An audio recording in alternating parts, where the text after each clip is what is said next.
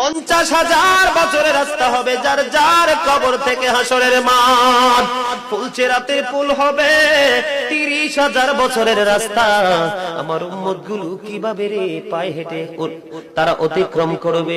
বন্ধু নবী এমনি এমনি কাঁদেনি রে, নবী জানিয়ে দিয়েছে কাল কিয়ামতের ময়দানে উম্মতগুলো খালি পায়ে থাকবে, মাটি তো তামা থাকবে। ও বন্ধু, তাদের শরীরে কোনো পোশাক থাকবে না, উলঙ্গ অবস্থায় থাকবে। এবং মা আয়েশা প্রশ্ন করলো, গো প্রাণের নবী, জানতে মনে চায় নবী গো, এই যে আপনার উম্মতগুলো উলঙ্গ অবস্থায় খালি পায়ে সবাই থাকবে গো নবী, তারা কি নারী পুরুষ একসাথে? কয় হ্যাঁ, নারী পুরুষ একসাথে। তারা কি কেউ কারো দিকে নজর দিবে না? এবার আমার নবী বলেছে, আয়েশা রে, কেমন করে নজর দেবে রে আয়েশা?